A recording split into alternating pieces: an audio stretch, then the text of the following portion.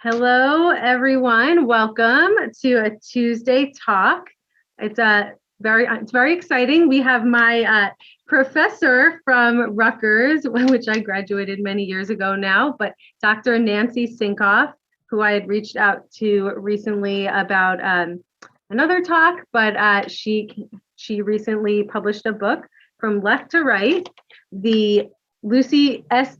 Dawidowicz, the New York Intellectuals and the Politics of Jewish History, which she will be speaking to us about today. If you have any questions, feel free to type them out in the YouTube chat, and I will read them at the end.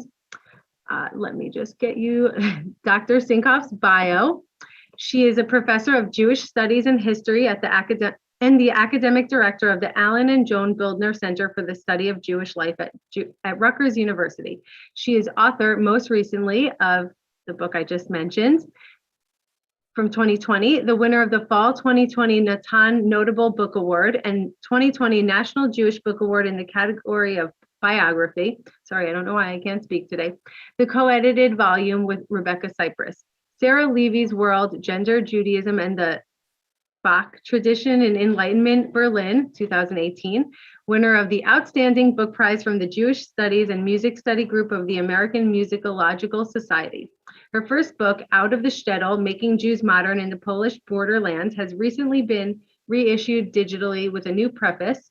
Its protagonist, Mendel Leffin of Satanau, is part of the core exhibit, Encounters with Modernity, in Poland. I'm sorry if I'm pronouncing some of these words incorrectly. Museum of the History of Polish Jews in Warsaw, on which Professor Sinkoff consulted. Dr. Sinkoff has also contributed an introductory essay, The Yiddish Commitments of the Podolian Maskil, Mendel Leffin of Satanau, to a forthcoming scientific edition of Leffin's Yiddish translation of the Book of Job. I feel like I said that wrong too. Professor Sinkoff is a recipient of numerous fellowships, including those from the Mellon Foundation, the IIE Fulbright Association, the American Council of Learned Societies, the National Foundation for Jewish Culture, the Center for Advanced Judaic Studies at the University of Pennsylvania, Yale University's Beinecke Library, the Frankel Center at the University of Michigan, the American Jewish Archives in Cincinnati, and the USC Shoah Foundation. In 2016, she was the Elizabeth J. Dilworth Fellow in Historical Studies at the Institute for Advanced Study in Princeton, New Jersey. Please welcome Dr. Nancy Sinkoff. Thank you so much, Alex. I have to tell the audience that it's such a pleasure to be contacted by email by any former student. It just says so much about what goes on in the classroom, in a real live classroom, not just a virtual one. So I was so delighted, and I'm very happy to do this book talk for the JCC. And I hope you will learn a lot about the life of Lucy S. Dawidowicz and learn a lot about some big questions of modern Jewish history. So I'm going to share my screen and talk about my book and about my engagement with her life. And you'll see a lot of interesting images. And then I look forward to the chat. So let me open up the, let me share my screen. That always takes a little bit of a second to do, but I assume you can all see it, right? So Alex, if you can just unmute and tell me if you can see it, I'd appreciate it. Good to go? You didn't unmute, but I see Yes, it. Yes, we can see it. Okay, great. So first of all, I want to thank Alex for a really generous introduction. And for some of you who listened to it carefully, you'll see that I've worked in a variety of time periods. My first book, Out of the Shtetl, Making Jews Modern in the Polish Borderlands, focused on the figure Mendel Leffin of Satanau that Alex mentioned, who now has an exhibit. He has an exhibit that I consulted on in the Museum Polin, the History of the Jews of Poland, which is in Warsaw. And I'm still very involved with different aspects of Mendel Leffin's life. And he lived in the late 18th and early 19th century. And then I did a book, a co-edited volume with a musicologist, colleague of mine at Rutgers, on Sarah Levy, who was a Berlin Salonier, a court Jewish daughter of a very important family, the Itzik family in Berlin. And she was also a musician, and she and her husband also collected extremely important manuscripts of the Bach family. And then I wrote this book on Lucy S. Dawidowicz, who is an American-born daughter of East European immigrants, who you will see goes to Europe twice, once in 1938, which is now we know before World War II, and then after the war. So you might be saying, how do you do this? Why do you work on such different areas? And it seems strange that you would jump between the 18th and the 20th century. And, colleagues of mine were curious about that. So what I want to explain to you is that I'm an intellectual, cultural historian of the Jews of Eastern Europe, and that the modernity of the Jews, which is what I focus on, the modern Jewish experience in Eastern Europe and in the East European diaspora, like New York or North America in particular, this did not happen in one fell swoop. The encounter with modernity, the encounter with the ideas of modernity is a long, long process, and it's arguably still going on today because we still have very traditional communities of Jews who, in their origin, are from Eastern Europe. And those communities are still encountering the modern world in a whole host of ways, some reacting negatively to it, some responding to it positively, and some, or most, negotiating it. And I'm interested in that. And so I could write a book on the 18th century and a book on the 20th century. I could write a book on an 18th century Podolian maskil, and I could co-edit a book on a Prussian Jewish daughter of the elite in Berlin, because this is all the world of Ashkenaz, Western and Eastern Ashkenaz, and the encounter with modernity. So that is what I'm interested in. And I'm interested in ideas. I'm an intellectual cultural historian. And what I argue in my introduction and what I'm presenting to you today here is that those ideas and those questions of how Jews of Eastern Europe or of Ashkenaz negotiated their encounter with modernity are still issues that we face today, that Jews face today. And those questions I could now get at by investigating the life of Lucy S. Dawidowicz. So this book you'll notice, is not called a biography, although it is an intellectual cultural biography. And the reason why I didn't call it a biography is that when most people think of biography, they think of a deep dive into the personal life of someone. And there's a lot of talk now, of course, about the personal life of Philip Roth, for example.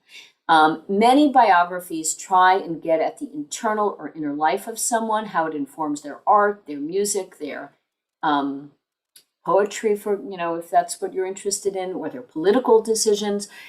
I am not that kind of biographer. I was interested in how Lucy S. Dawidowicz, who lived from 1915 to 1990, how her life and how her life reflected the issues of the 20th century, because her life is really almost the entire century. And of course, as an American, it's also very engaged with the Cold War, because 1915 to 1990 also bookends the existence of the Soviet Union. So questions of Jewish political behavior, how Jews understand alliances with other groups, what does the left wing or leftist ideologies mean for Jews? What about the destruction of the Jews of Europe? How did that affect Jewish political considerations? What kind of languages should Jews use in the modern period? What do they need to create Jewish culture?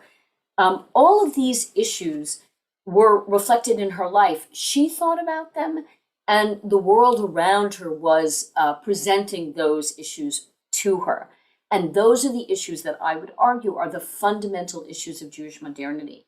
So she became a perfect figure for me to ask those questions in this relationship between Eastern Europe and the North American diaspora. So you can see here this slide, Lucy S. Dawidowicz, transnationalist. And what I meant by that is that she is someone who thought about ideas that affected Jews throughout the world. And she herself actually goes back and forth between the American diaspora and Europe. And I wrote the book in that way, in 4 parts. The first part is in New York City in the interwar years, where I emphasize her immigrant environment because her parents, and we'll talk about this more, were East European immigrants. Then I talk about her years when she encountered Europe, She goes to Poland in 1938. Again, you'll hear more about the details of this. Leaves in the summer of 1939. Works in New York City with the YIVO Institute with other with individuals, many of whom were East European. And then she goes back to Germany in the post-war years. So part two is really her Europeanness and how that informs her future identity. When she returned the second time, and again, I will talk more about this, she worked for the American Jewish Committee for almost 2 decades. And I call that section of the book Becoming an American. And this is where we see Lucy S. Dawidowicz, by then she's married, really beginning to understand the way American Jews and Americanizing Jews understand their relationship or shape their reactions to American culture, which was quite new for her. And then the last part of the book is Eastern Europe in America. And this is where I deal with some of the political questions that were very much at the forefront of her lives and are very much at the forefront today, which has to do with how American Jews, post-war American Jews, reacted to the civil rights movement, the feminist movement, the New Left, the counterculture, the war in Vietnam in the late 60s and early 70s, and how did Jewish intellectuals understand those political movements? And of course, Israel is involved with that as well. And that section of the book is called Eastern Europe and America. And I argue that Lucy S. Dawidowicz's Europeanness informs the way she looks at the United States, and her interpretation of the events carry over her understanding of Eastern Europe to America. And therefore, there's some misunderstandings, I would argue. So that is why I call this transnationalist. The other very important part about this book is the subheading, Lucy S. Dawidowicz, from left to right, and then the right hand of the colon, Lucy S. Dawidowicz, the New York intellectuals and the politics of Jewish history. And in that regard, I was trying to put her in conversation with these men, immigrant sons, who became very important figures of American cultural life, post-war Jewish life in mid-century and beyond. And there are many, many books on them. Most of them are immigrant sons. Most of them become left anti-Stalinist intellectuals. Most of them become supportive of the Democratic Party and of the New Deal. And some of them become involved with the nascent movement known as neoconservatism. That is when Jews begin, that's a movement that moved to the right. And actually, some of them urged that Jews abandon or leave the Democratic Party and support the Republican Party in the presidency of Ronald Reagan. And Lucy S. Dawidowicz was one of those intellectuals who also made that political trajectory, starting out on the left, becoming a Roosevelt Democrat, becoming a Cold War liberal, and then becoming what she called an independent neoconservative. So my book asked the question, why is it that we know so much about these men and so little about her? And why is her life has not been put into conversation with other New York-born intellectuals who are grappling with the same issues? So in that regard, the book, wasn't a feminist project, but I did want to ask the question, why has this woman not been treated? And it's quite fascinating because she herself was an anti-feminist, right? So she's a woman who had an extremely important public life, but rejected feminism as a political or social movement. So that is what the book tries to do. Let me give you a sense of how I told the story, what her biography is. Here is a picture of Lucy Schildkraut, that's her maiden name, as an American immigrant daughter. Why is she an immigrant daughter? She goes to, like many immigrants in interwar years, she attends American public schools.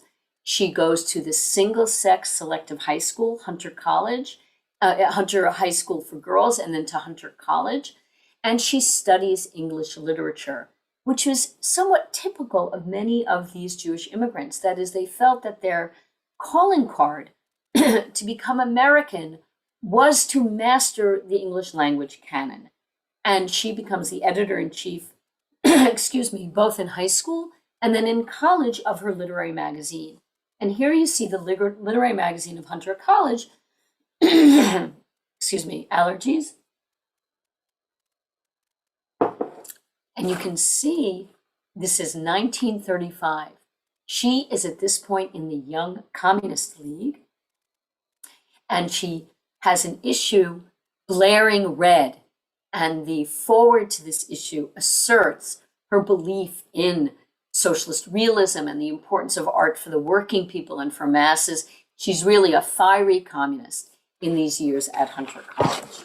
At the same time that she's an American immigrant daughter and learning everything about English, she is also educated, which is unusual, in a Yiddishist school environment. There were 4 Yiddish school movements in interwar New York, and her parents, Lucy's parents, sent her to the Sholem Aleichem Folk Institute and also to its summer camp.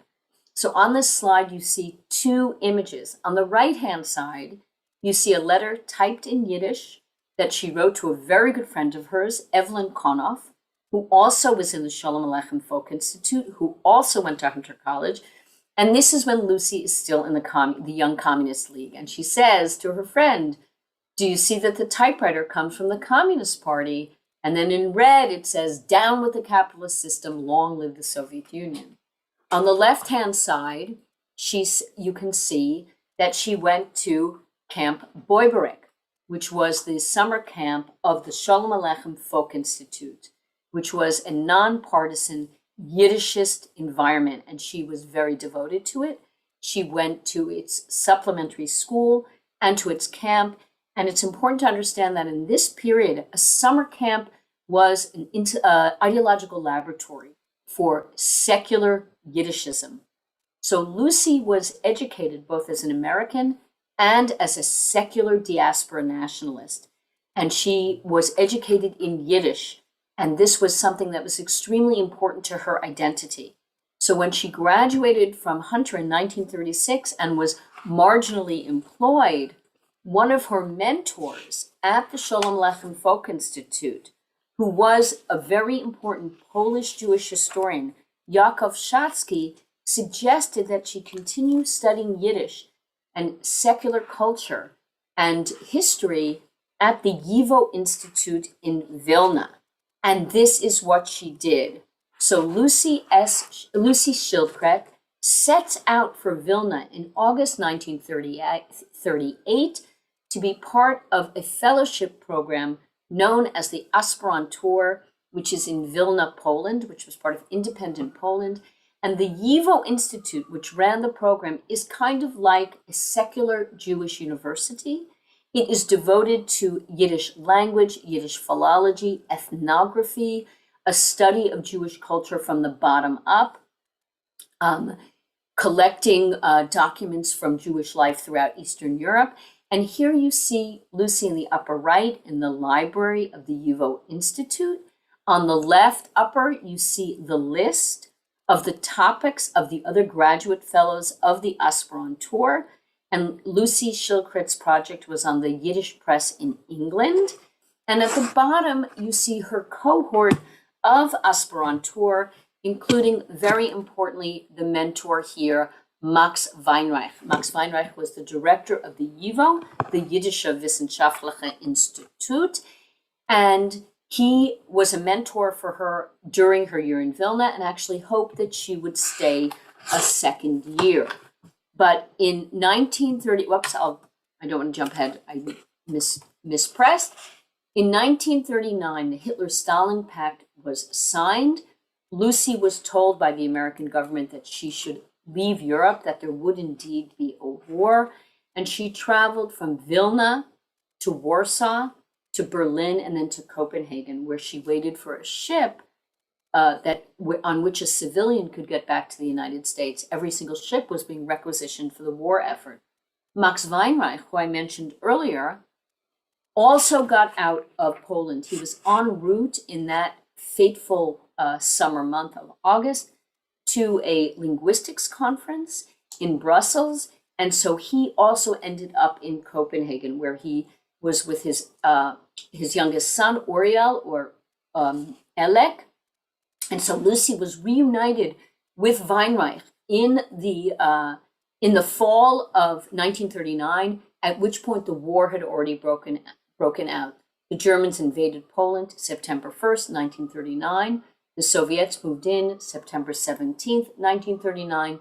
Poland was once again erased from the map of Europe. Lucy and Weinreich, with some others, of course, were able to get out of Europe. And it was accidental and then also positive for her, because she could continue working with the YIVO in New York. There was a small American branch of the YIVO in New York, and with Weinreich at the helm, the YIVO in the war years could continue the work of Jewish ethnography, publications in Yiddish, the study of the Yiddish language. As well, Weinreich could keep in touch with the members of the YIVO in Soviet-occupied Vilna. Now, that period was a very difficult period for the Jews, but it was far better to be a Jew in Soviet-occupied Poland than to be a Jew in German-occupied Poland. In 1941, the Nazis broke the Hitler-Stalin Pact and invaded Soviet-occupied Poland. And the Jews of that region were brutalized almost immediately by mobile killing squads. And this is when Weinreich is particularly concerned with what is going to happen to the Vilna YIVO and to his friends. So this is a very difficult period from June 1941 forward. Weinreich is able to keep in touch as long as he can with what's going on. And what he discovers is that the Germans have plundered the libraries of Europe. They also plundered the synagogues of Europe. They intended to create a museum of the extinct race, and they intended also to create an Institute of Jewish Studies without Jews. And Weinreich is aware that the treasures, the cultural treasures of Vilna's libraries are being pillaged, ransacked, and burned. And Lucy is aware of it as well. After the war, Weinreich gets word that some of Vilna's libraries, some of the remnants of Vilna's libraries have been collected in a huge depot called the Offenbach Archival Depot. And he's going to make every effort to get those materials back to YIVO's possession, including many archives that were part of Vilna's legacy, or Yerusha. In 1946, Lucy herself decides to go back to Europe to work for the Joint Distribution Committee. And her task is to be a director, educational director, and to work in getting supplies to the schools in the DP camps. And she also becomes involved with the earliest stages of what we now call the field of Holocaust studies. She helps get Yiddish linotype for survivor historians in the DP camps, and that middle picture shows you the journal von letzten Holben, which is one of the first journals documenting the predation of the Nazis against the Jews. Again, from a Jewish perspective, these are some of the first testimonies are published in von letzten Holben, showing the Jewish perspective on what has happened. On the left side, you see a woman who's a doctor. Her name is Pearl Ketcher. This becomes Lucy's best friend in the DP camps, and this is when she works in the the British zone of occupied Germany. So she worked in the American zone for almost 12 months, and for 3 months in the German zone. And in the German zone, she witnessed the disembarkation of the refugees from the Exodus who were sent back to Germans' lands. So she sees so much in her life. She is in Poland before the war. She experiences the effects of the Hitler-Stalin Pact. She has to flee. She comes back to New York and works with the YIVO, with refugee scholars, and with Weinreich. She goes back to Europe to work in the American zone of occupied Germany, in the British zone of occupied Germany, and she is instrumental in cataloging the archives and books of Vilna's great libraries at the Offenbach Archival Depot, and is instrumental in helping getting them shipped back to New York. And the picture on the right shows you the arrival of the books at the New York YIVO in the summer of 1947. Lucy then comes back to America in 1947. Her term of the JDC is mostly done, and she gets married to Shimon Dawidowicz, who himself is a refugee from Poland. He'd come in early 1940 through a political visa. He had been working at the YIVO, which is undoubtedly where they met, but he was married with 2 children, and his wife and his children perished in the Warsaw Ghetto or in a concentration camp. We know the fate of his daughter specifically. The fate of his son is less clear, but he and Lucy had met. Nothing untoward there. I'm just trying to explain how they met. And by 1948, when she comes back to the United States, he is now, he's been widowed for 5 years, and they were attached to one another, and they got married in January of 1948. So she now is an American who has been singed by the Holocaust. She personally is not a survivor, but she felt the weight of those experiences on her life. She also needed to work. So unlike many other women of that period, many of her fellow graduates of Hunter College who may have gotten married and didn't, quote, work outside the home, that was not sort of the, if you will, the cultural norm in the 50s for many married Jewish women. Lucy S. Dawidowicz worked, and she went to work for the American Jewish Committee. And as I said, she worked there for 2 decades. And these are the issues she researched. Again, she's honing her skills as a researcher. She worked on church-state separation, what was then called Negro-Jewish relations, liberal anti-communism, and she was an expert, again, in the Yiddish press, and spent a lot of energy providing documentation to the anti-communist efforts of the American Jewish Committee and about the Jewish left.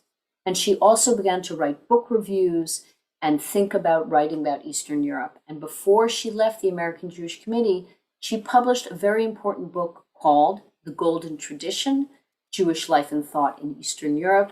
And it is an anthology of first-person excerpts from primary sources written in a variety of language by the Jews themselves. And again, what's important to underscore here is that Lucy S. Dawidowicz is going to write history in the tradition of East European Jewish historiography. That is, writing from the Jewish sources, writing from the perspective of the Jews themselves. In this period, there are not many books in English that can relate the East European Jewish experience. If you are a Yiddish reader or a Hebrew reader, you would have access to the voluminous sources that Jews wrote in these years. And in Israel, there are researchers there who have access to those sources. But many Americans are not aware of the East European Jewish perspective because there's not that much in English. And most of the works in English are writing the history of what is then going to be called the Holocaust from the perspective of the perpetrators, from the perspective of the Germans, how they prosecuted their war, their both traditional war and the war against the Jewish community, how the bureaucracy functioned, what Hitler's ideology was. There were lots of biographies of Hitler. Lucy wanted to tell the narrative from the perspective of the Jews themselves and how they coped with ghettoization, how they kept their community alive as best they could, how the Jewish underground worked, how the Jewish left worked. This is what she wanted to communicate. And that's what the Golden Tradition does. It gives a narrative from Jewish writings on Jewish life in Eastern Europe and shows the struggles of Jewish modernity, the very questions that I started the talk with. By the end of her period at the committee, she was ready for something new, and she had a bit of a name for herself, both because of her book reviews and because of the Golden Tradition. And she was invited to teach Jewish social history and American history at Stern College of Yeshiva University. Well, very quickly, she was tasked with teaching the Holocaust. And you can see here the first page of her syllabus, and this was at Stern College for Women, March 1969. And remember, it was not the efflorescence of Holocaust education on college campuses. This course is one of the first at an American university. And what I want you to note, and it may be difficult depending on how big your screen is that the course outline begins with what she calls antecedents and substructure from Mein Kampf to the Wannsee Conference. And she has in that introduction background of German anti-Semitism and racism, Nazi legislation, the enlistment of the professors and intellectuals, the organization of the bureaucracy for the destruction of the Jews. So in these few sentences, we see that Lucy S. Dawidowicz is a representative of what was called the intentionalist school of Holocaust historiography, the intentionalist school of Holocaust historiography. I repeat that because this is a very specific way of understanding what happened. She believed that ideas and great men in power moved history, and therefore Hitler's ideology, his anti-Semitic writings, his anti-Semitic speeches, his rhetoric about destroying the Jews of Europe, which she dates at least to Mein Kampf in 1925, and even sees it as happening earlier in the way he interpreted the defeat of Germany in World War I, but he comes to power in 1933, that she sees this as the beginning of a linear, intentional objective to destroy the Jews of Europe. And that's known again as intentionalism. Other historians, who are called functionalists, argued that the final solution may have been some kind of imaginative notion of Hitler's, but could not have been affected in such a linear, direct way. And in fact, there were competing elements in the German bureaucracy, and that the war itself, it was only when the Germans successfully conquered Soviet-occupied Poland and were able to penetrate deep into Soviet territory, that the final solution could be effected. So the functionalists pushed back against Lucy S. Dawidowicz's intentionalism on her focus on Hitler and her focus on anti-Semitism. And this is a debate that in some ways has subsided. And I would argue that many of her perspectives are being revisited with a more positive consensus. But in the 1980s, some of her views fell out of fashion. And some of that had to do with the fact that historical writing is affected by the present. And in the 80s, there was more of a sense of structures affecting history and socioeconomic class affecting history. There was the legacy of the new social movements of the 1960s and an emphasis on non-ideological change. And in that regard, Lucy S. Dawidowicz's perspective fell out of favor in the 80s. And so she was very important. And the book, The War Against the Jews, which is the book that made her famous and published in 1975, had enormous import in 75, but it also spawned a reaction to it and to the intentionalist theory of intentionalist theory of the final solution and of what happened to the Jews of Europe.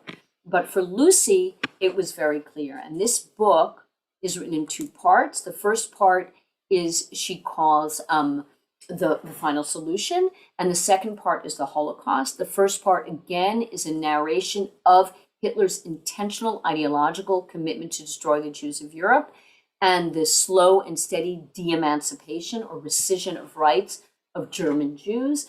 And then the second part, 1939 forward, is about the destruction of the Jewish community, but how it is experienced by the Jews themselves.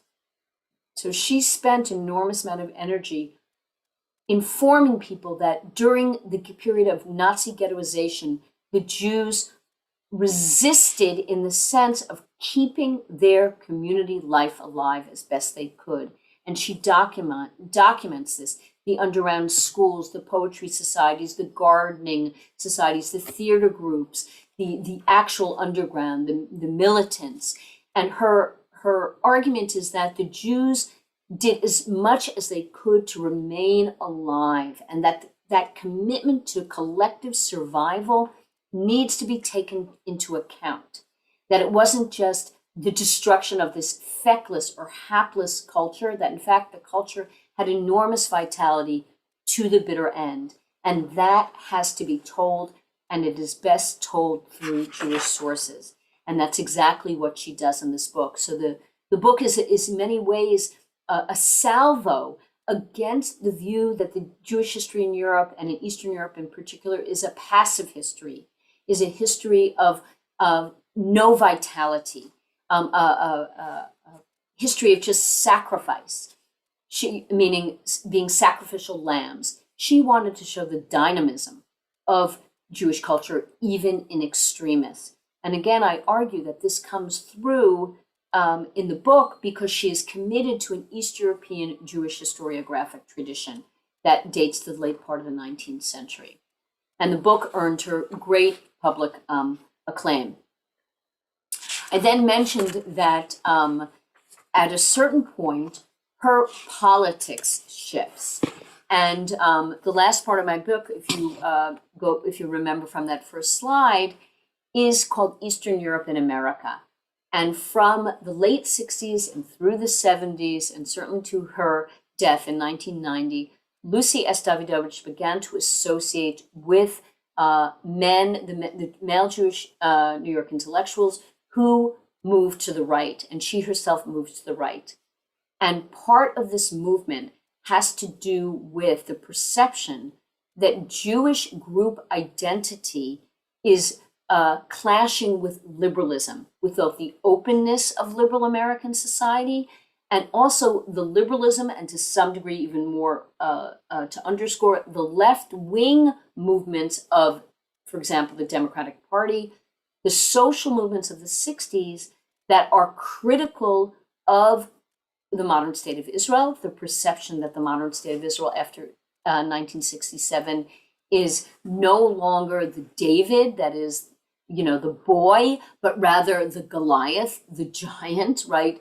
And the ways in which the modern state of Israel is acting politically vis-a-vis the territories of the West Bank, that this, or what is today called the occupation, or Judea and Samaria, all these terms are very politically loaded, but that Israel is no longer the underdog, that Israel is in fact the aggressor.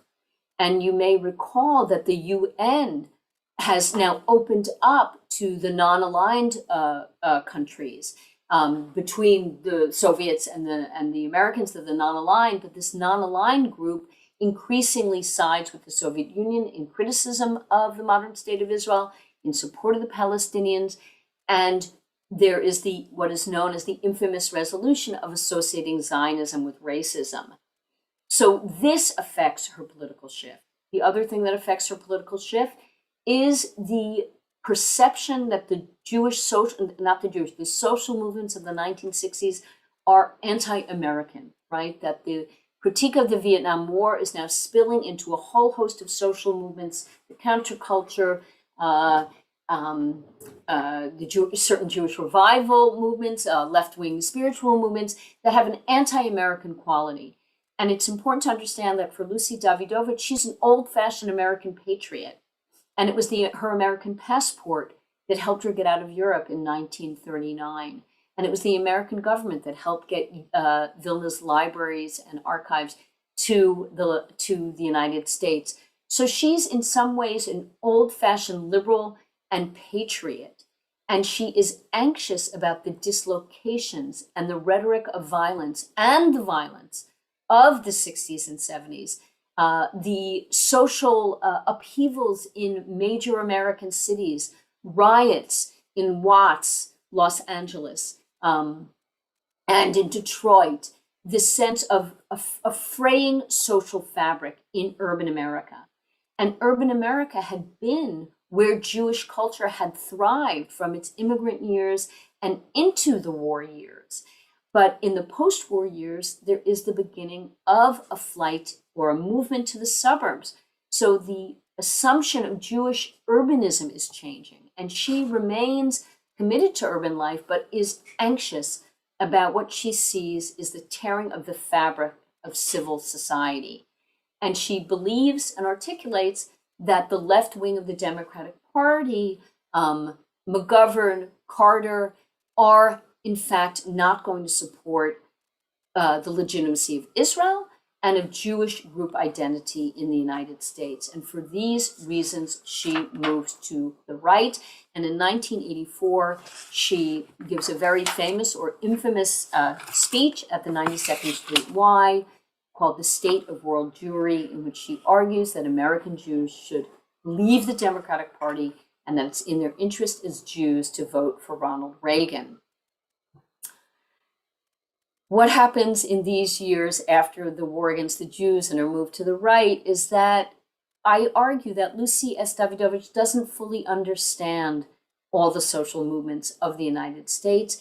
In many ways, as an American Jew in these years, she is not fully aware of the systemic structural racism of the society that has been good for Jewish mobility. I think many American Jews did not understand the depth of obstacles that were created for the mobility of Black Americans. And this is part of what erupts in the 1960s and the radicalization of both the civil rights movement and of the New Left. I think that in many ways her generation didn't fully understand the profound anger at being left behind in terms of mobility for people of color. And at the end of her life, she becomes somewhat isolated. Her views of the Holocaust are no longer the most prominent views. And she turns back to memory, or she turns to memory. And she writes from that place in time a memoir, 1938 to 1947, which I had the great privilege of reissuing through Rutgers University Press. And in it, she details her experience of living in Eastern Europe. And this too is part of the Jewish historiographic tradition. That is, there's a commemorative element. She wanted Americans to be aware of what had been lost. Many Americans in popular culture have focused on the survivors, and for good reason. Their lucky stories tell us something about the human spirit. But for Lucy S. Dawidowicz, the story of the Holocaust is the success of the war against the Jews, the success of the destruction of European Jewish culture, the success, almost complete annihilation of Polish Jewish culture. And she wants Americans to understand that European past. And that's what she tells them in her wonderful memoir, which is published in 1989. This is not the original, this is the reissue. And the other thing that she wanted them to understand was the centrality of a Jewish vernacular language, Yiddish, which shaped Jewish culture. In many ways, for her, language and literature, which she had studied in high school and in college, and which informed her education at the Shalom Aleichem Folk Institute, remains the kind of anchor of her identity. She can be an American Jew with a Yiddishist mentality because she's educated in Yiddish. And that means she's looking at the world right to left through the Aleph base, through Yiddish creativity, which has been so central to the creation of European Jewish culture in its eastern regions, and also to the immigrant culture in New York. So at the very end of her life, not only did she turn to memory, she turned to Jewish creativity, literary creativity, in raising monies for the Fund for the Translation of Jewish Literature. And just 2 years ago, through those resources, which are still in a fund, this memoir, Glickle Memoirs, 1691 to 1719, the memoirs of an early modern woman writer who wrote in Yiddish, and which had been only published in English in a very abridged form, was reissued in a full form and funded by the Translation of Jewish Literature. So just to close, when we think about Lucy S. Dawidowicz, we should think about an American immigrant daughter who was singed by the Holocaust and permanently haunted in many ways by the destruction of the culture, a 1,000-year culture that had nurtured European Jewry and gave them the vital sources and collective sense of being that allowed them to thrive in the modern period. And that American Jews, or the inheritors, many American Jews are Ashkenazic Jews, or the inheritors of that tradition, are in some ways orphaned by not having the Yiddish language. And she wanted to make sure that American Jews, the grandchildren, great-grandchildren of the immigrants, understood the culture that had been lost in Hitler's successful war against the Jews. So that is part of what my book details, and I hope you will ask me questions, and I hope also that Alex can put in the chat where you can purchase the book. I will certainly post that, the information for purchasing the book, and I also have it here for my group if anyone wants to borrow it. I know there are a couple people who will want to. I like how you ended both the book, which we won't get into because it's very political, but how you ended, her thoughts on, American Jewish politics, where they were headed. And I like how you ended this with the topic of Yiddish. We don't have any questions, but I know that they always come later. So if you don't mind, I may send those over to you once I've received them. Sure. Great, thank you. And I will definitely send out the information about the book. I actually went to it. This stuck out to me, but I went to a Yiddish workman's circle sleepaway camp, and we sang Yiddish songs, and I never really, thought about like the intention and where it even came from. So I thought that was really interesting. Did you go to Kindering? I did, yeah. You went to Kindering, so you went workman's circle. So again, that it's so interesting to me that you went to this, but you're a generation, Mm-hmm. You're young, where you didn't come from a Yiddish speaking home, but your parents were clearly committed to the values, the ethics of what's now called the workers' circle. They changed their name to the workers, the Arbeiterling, Mm-hmm. and to the Yiddish language, but not being able to impart it as a living language. And that's not a criticism, that's a culturation. Look, the Jews of interwar Poland were already becoming Polonized linguistically. So some of the fervor of Yiddishism of the interwar period, or someone like Max Weinreich, Mm-hmm. is because everyone is aware that if Jews are granted full political rights in a country, they will acculturate linguistically. I mean, American Jews speak English, right? Right. And Polish and German Jews speak German, and Russian Jews speak Russian, and English, Anglo-Saxon, and Irish Jews, the whole nine yards. South American Jews speak Spanish. So Yiddish was a language born in a creative relationship between Jewish culture and non-Jewish culture, but where the boundaries between being Jewish and being a Christian Pole that there was a high boundary or a high entry fee, however you want to put it. And Yiddish develops, and for 1,000 years is the vernacular of those Jews.